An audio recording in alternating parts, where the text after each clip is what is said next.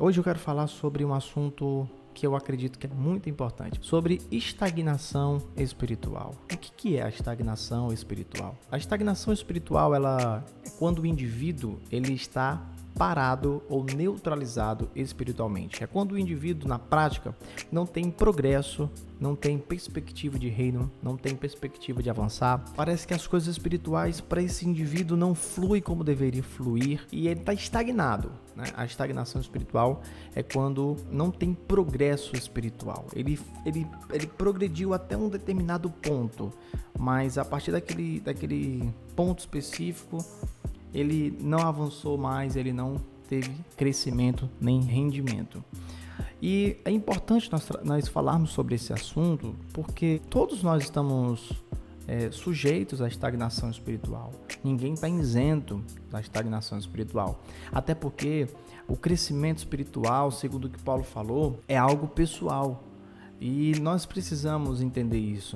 Quando Paulo fala aos Coríntios, ele vai dizer que ainda que o homem exterior se corrompa, o homem interior, contudo, se renova dia a dia. Então, a proposta de Deus para a nossa vida espiritual é que nós venhamos crescer todos os dias. Então, nós não podemos dar brecha para a estagnação espiritual. E eu quero aqui trazer alguns motivos, né? Na verdade, apenas sinalizar algumas das causas que levam à estagnação espiritual. O primeiro, né, bem óbvio, é o pecado.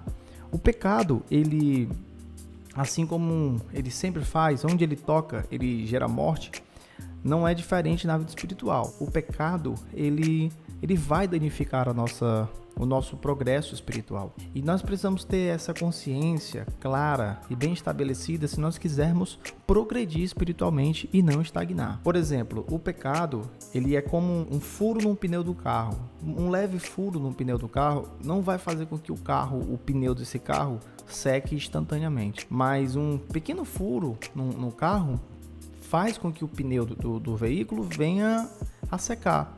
Com o tempo ele vai secar. E o que acontece? A gente vai ter que levar o carro para restaurar, para remendar, enfim. Na vida espiritual é da mesma forma que o pecado faz. O pecado ele é como se fosse esse furinho no pneu do carro, que vai fazendo com que a vida espiritual venha secando aos pouquinhos. E quando você menos imagina, você já está ali estagnado. Então a pessoa ela tinha uma vida, ela tinha uma devoção, ela tinha tempo com Deus, ela tinha tempo com as Escrituras, ela tinha tempo, serviço na igreja, mas ela começou a dar evasão, né, ao pecado e sem ela perceber, isso acabou trazendo sérias consequências ao ponto dela estagnar espiritualmente. Não é à toa que é isso que a gente vê na maioria das igrejas ao nosso redor, ministérios, líderes que não tomaram as devidas medidas de prevenção contra o pecado e acabaram estagnando espiritualmente. Um outro motivo também, bem claro e biblicamente falando, é a falta de propósito.